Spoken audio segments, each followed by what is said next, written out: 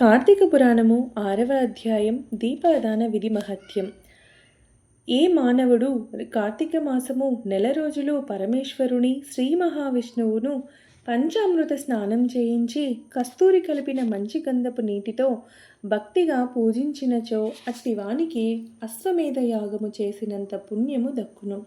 అటులనే ఏ మానవుడు కార్తీక మాసమంతయు దేవాలయమునందు దీపారాధన చేయునో వానికి కైవల్యము ప్రాప్తించును. దీపాదానము చేయుట ఎటులన పైడి ప్రత్తి తానే స్వయముగా తీసి శుభ్రపరిచి వత్తులు చేయవలెను. వరిపిండితో గాని గోధుమ పిండితో గాని ప్రమిద వలె చేసి వత్తులు వేసి ఆవు నెయ్యి వేసి దీపం వెలిగించి ఆ ప్రమిదను బ్రాహ్మణునకు దానం ఇవ్వవలెను.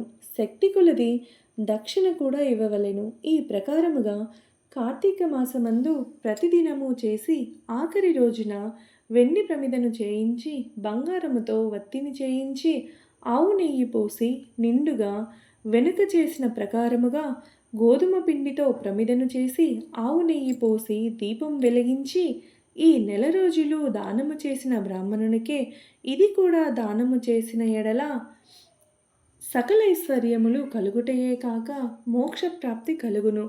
దీపదానం చేయువారు ఇట్లు వచింపవలెను.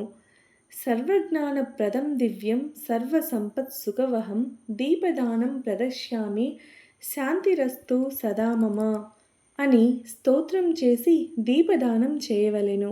దీని అర్థమేమనగా అన్ని విధముల జ్ఞానం కలుగచేయునదియు సకల సంపదలనిచ్చినదినేగు ఈ దీపదానము చేయుచున్నాను, నాకు శాంతి కలుగుగాక అని అర్థము.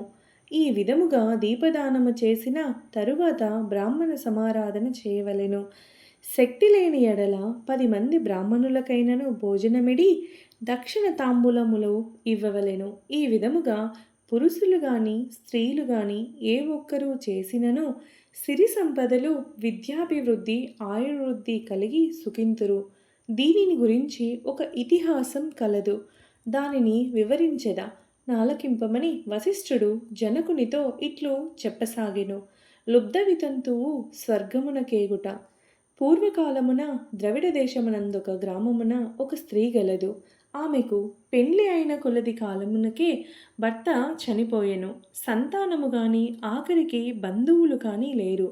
అందుచే ఆమె ఇతరుల ఇండ్లలో దాసీ పని చేయుచు అక్కడనే భుజించుచు ఒకవేళ వారి సంతోషం కొలది ఏమైనా వస్తువులిచ్చిన ఎడల ఆ వస్తువులను ఇతరులకు హెచ్చు ధరకు అమ్ముకొనుచు ఆ విధముగా తన వద్ద పోగైన సొమ్మును వడ్డీలకు ఇచ్చి మరింత డబ్బును కూడబెట్టుకొనుచు దొంగలు దొంగిలించినా కూడా తీసుకువచ్చిన వస్తువులను తక్కువ ధరకు కొని ఇతరులకు ఎక్కువ ధరకు అమ్ముకొనుచు సొమ్ము కూడబెట్టుకొనుచుండెను. ఈ విధముగా కూడబెట్టిన ధనమును వడ్డీలకిస్తూ శ్రీమంతుల ఇండ్లలో దాసీ పనులు చేస్తూ తన మాటలతో వారిని మంచి చేసుకుని జీవించుచుండెను. ఎంత సంపాదించిననేమి ఆమె ఒక్క దినము కూడా ఉపవాసము గాని దేవుని మనసారా ధ్యానించుట గాని చేసి ఎరుగదు.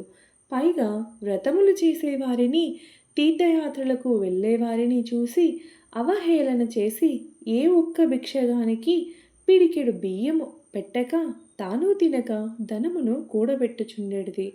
అటులా కొంతకాలము జరిగెను. ఒక రోజున ఒక బ్రాహ్మణుడు శ్రీరంగములోని శ్రీరంగ నాయకులను సేవించుటకు బయలుదేరి మార్గమధ్యమున ఈ స్త్రీ ఉన్న గ్రామమునకు వచ్చి ఆ దినమున అక్కడొక సత్రములో మజిలీ చేసెను. అతడు ఆ గ్రామములోని మంచి చెడ్డలను తెలుసుకొని ఆ పిసినారి సంగతి స్త్రీ కూడా తెలుసుకుని ఆమె కడకు వెళ్ళి, అమ్మ, నా హితవచనముల ఆలకింపుము. నీకు కోపము వచ్చినా సరే నేను చెప్పుచున్న ఈ మాటలను ఆలకింపుము.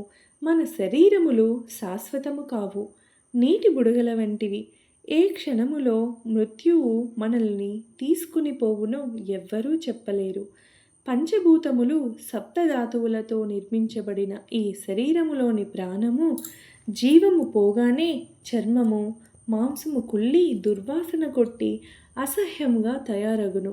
అటువంటి ఈ శరీరాన్ని నీవు నిత్యము భ్రమించుచున్నావు. ఇది అజ్ఞానముతో కూడిన దురాలోచన తల్లి. నీవు బాగా ఆలోచించుకొనుము. అగ్నిని చూచి మిడత దానిని తిందామని భ్రమించి దగ్గరకు వెళ్ళి భస్మమగుచున్నది. అటులనే మానవుడు కూడా ఈ తనువు శాశ్వతమని నమ్మి అంధకారములో పడి నశించుచున్నాడు. కాన నా మాటలు ఆలకించి నీవు తినక ఇతరులకు పెట్టక అన్యాయముగా ఆర్జించిన ధనము ఇప్పుడైనా పేదలకు దాన ధర్మములు చేసి పుణ్యమును సంపాదించుకొనుము. ప్రతిదినము శ్రీమన్నారాయణుని స్మరించి వ్రతాధికములు చేసి మోక్షము నందుము. నీ పాప పరిహారార్థముగా వచ్చే కార్తీక మాసమంతయు ప్రాతకాలమున నదీ స్నానం ఆచరించి దాన ధర్మములు చేసి బ్రాహ్మణులకు భోజనము పెట్టినచో వచ్చే జన్మలో నీవు పుణ్యవతివై సకల సౌభాగ్యములు పొందగలవని ఉపదేశం ఇచ్చెను. ఆ వితంతువురాలు బ్రాహ్మణుడు చెప్పిన మాటలకు తన్మయురాలై మనస్సు మార్చుకొని నాటి నుండి దాన ధర్మములు చేయచు కార్తీక మాస వ్రతమాచరించుటచే జన్మరాహిత్యమై మోక్షము నందెను. కావున కార్తీక మాస వ్రతములో అంత మహత్యమున్నది. ఇట్లు స్కాంద పురాణాంతర్గత వశిష్ఠ ప్రోక్త కార్తీక మహత్యమందలి 6వ అధ్యాయము 6వ రోజు పారాయణము సమాప్తము.